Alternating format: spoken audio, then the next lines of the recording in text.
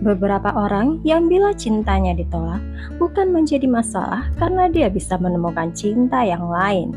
Tapi ada orang yang bila cintanya ditolak akan melakukan hal yang mengerikan. Hai guys, welcome to my YouTube channel. Aku harap kalian akan baik-baik saja dan selalu menjaga keselamatan kalian ya. Dan tekan juga subscribe dan like-nya supaya tahu ceritanya. Mari kita bahas.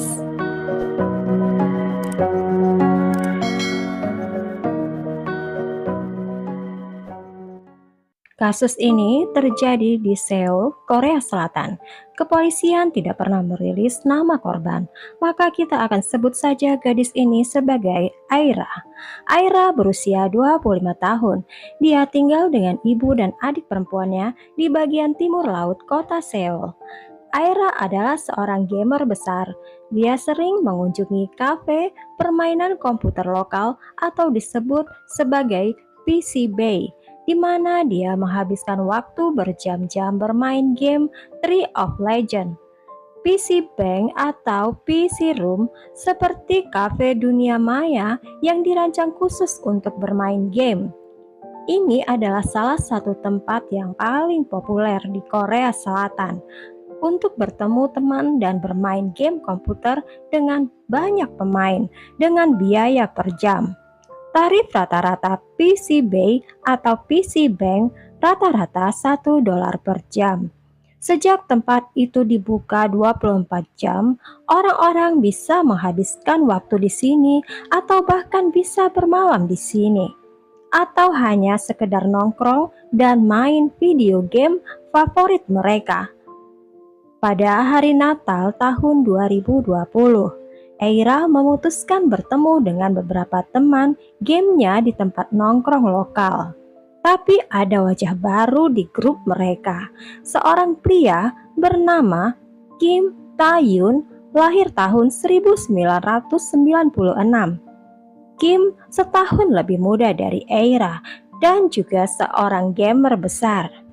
Orang-orang mengenalnya dari game online, menggambarkannya sebagai orang yang pendiam, penyendiri, dan senang main video games. Kim mulai punya perasaan terhadap Aira, dan Kim maju ke depan dan bilang kepada Aira.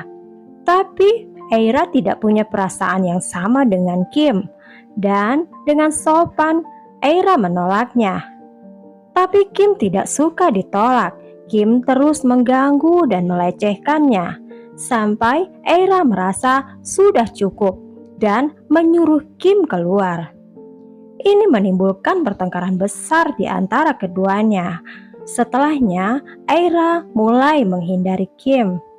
Mungkin kamu pikir Kim akan menerima Aira tidak tertarik dengannya dan pergi meninggalkan Aira sendiri. Tapi kenyataannya, Kim terus mengganggu Aira di sosial media dan di ruang obrolan game. Kim juga akan menelponnya dan meninggalkan pesan suara yang mengerikan dan teks yang menyeramkan. Aira memblok Kim dari semua akun media sosialnya dan membuka akun sosial media yang lain, sehingga Aira bisa terus mengikuti apa yang dia suka secara online. Aira merubah nomor teleponnya, tetapi entah bagaimana, Kim bisa menemukan nomor telepon baru Aira dan mulai menelpon Aira dari handphone temannya dan dari telepon umum. Waktu berjalan dan obsesi Kim kepada Aira makin meningkat. Kim mulai menguntitnya dan muncul di tempat-tempat favorit Aira. Aira terpaksa merubah rutinitasnya beberapa kali dan berharap Aira bisa menghindarinya. Tapi entah bagaimana, Kim tahu di mana Aira berada setiap saat. Sebelum kasus ini terjadi, Aira telah melakukan sesuatu di masa lalu yang menjadi kesalahan fatalnya.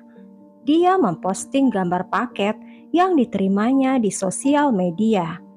Tujuan Aira hanya untuk menunjukkan paket, tapi Aira lupa kalau alamat rumahnya juga terlihat.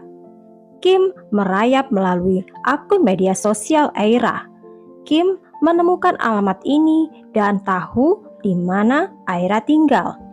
Pada hari Minggu, tanggal 23 Maret tahun 2020, Kim membuat rencana jahat yang akan membuat Aira membayar karena menolaknya dan membloknya dari sosial media. Dia bahkan meneliti di internet beberapa hal seperti tempat darurat untuk bersembunyi dan bagaimana menculik seseorang dengan cepat. Dia merencanakan sesuatu yang buruk dan tidak memikirkan akibat dari perbuatannya. Kim dapat menyakiti seseorang, tapi dia juga bisa disakiti orang lain di penjara. Penjara bukan tempat yang dia inginkan untuk ditinggali. Kim mengeluarkan ransel putih dari lemari. Dia mengisinya dengan beberapa pakaian ganti, selotip biru, dan beberapa senjata. Dia mengambil pakaian serba hitam, celana hitam, baju kaos hitam, dan hoodie hitam, dan pergi ke jalan. Jam 5:08 sore, kamera CCTV merekam Kim masuk ke PC Bank dekat rumah Aira, di mana dia sering berada di sana. Kim ada di sana selama 10 menit tanpa menyalakan satu komputer pun. Dia pergi ke smoking area untuk merokok. Sebelum pergi ke supermarket terdekat dan mendapatkan senjata rahasia. Jam 5:35 sore, Kim pergi ke alamat rumah Aira dan menyamar sebagai kurir. Di luar apartemen, dia mengetuk pintu dan menunggu. Suara dari dalam apartemen menyuruhnya meninggalkan paket di depan pintu. Kim meletakkan sesuatu di depan pintu dan pergi dari pandangan dan berpura-pura pergi. Kim menunggu beberapa menit sampai pintu terbuka dan sebelum gadis itu mengambil paketnya, Kim memukulnya dengan kepalan tangannya, memaksanya masuk dan melukainya sampai meninggal. Gadis itu adalah adik perempuan Aira. Karena target utamanya Kim adalah Aira, dia memutuskan menunggunya di dalam apartemennya. 5 jam kemudian, pintu terbuka sebelum orang itu masuk. Kim menyerang lagi dan melukai lehernya. Dan itu adalah ibu Aira.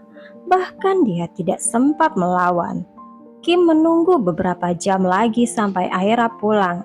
Aira pulang jam 11:30 malam, tidak tahu apa yang akan terjadi padanya. Setelah Aira membuka pintu, dia ketakutan melihat ibu dan adiknya tergeletak di lantai. Sebelum Aira sadar dan melakukan apapun, Kim muncul dan melakukan apa yang sudah dilakukan pada keluarga Aira. Dia memusnahkan seluruh keluarga Aira hanya karena cintanya ditolak. Gila dan pikirannya sangat pendek. Masih banyak gadis di luar sana yang bisa menerima cintanya. Kalau gadis menolak artinya bukan jodoh. Nantinya juga tidak akan menyenangkan bila cinta hanya dari satu pihak sedangkan yang lainnya tidak cinta. Hidup jangan dirusak karena perbuatan kriminal yang akan menyusahkan diri sendiri dan berakhir di penjara atau hukuman mati. Setelah membunuh, Kim mengganti pakaiannya yang ada noda merahnya dan membuatnya nyaman di rumah Aira, seolah-olah tidak ada yang terjadi. Kim benar-benar akan tinggal di sana selama hampir 3 hari dengan jasad-jasad, makan makanan mereka, minum minuman mereka, dan melakukan kegiatan aneh. Kim mencoba mengakhiri hidupnya beberapa kali, tapi gagal. Teman-teman Aira mulai khawatir karena Aira tidak pergi bekerja selama 3 hari.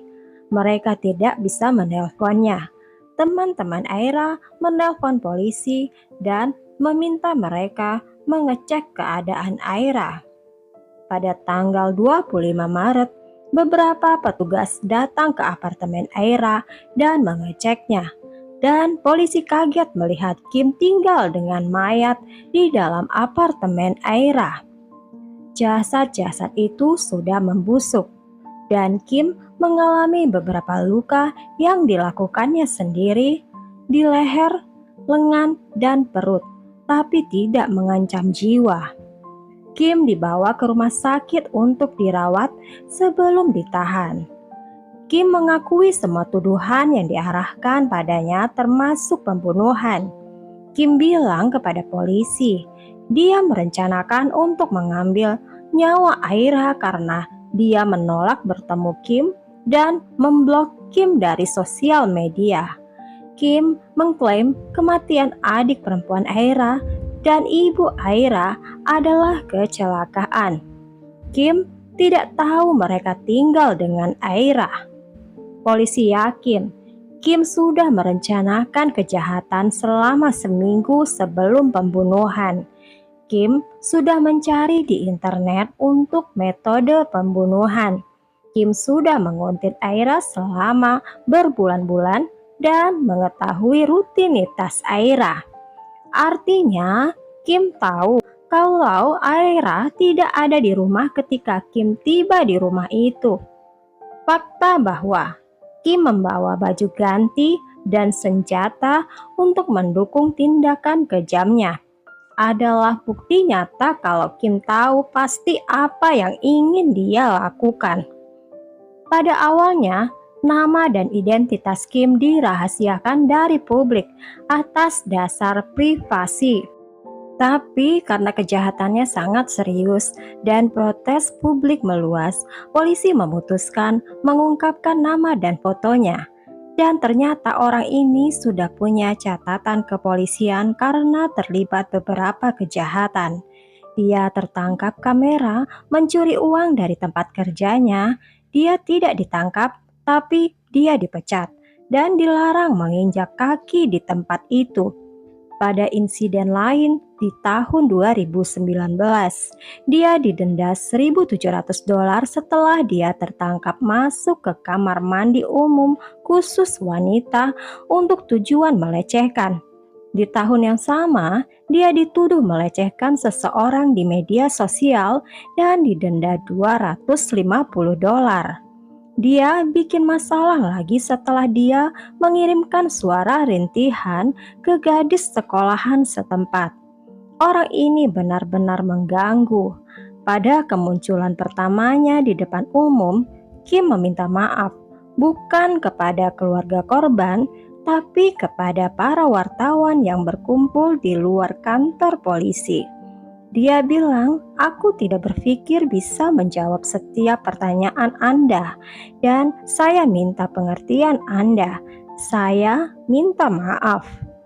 Ketika wartawan tanya, apakah ada yang ingin dikatakan Kim kepada keluarga korban, dia menengok kepada petugas polisi yang memegangnya dan bertanya, apakah bisa melepaskannya sebentar.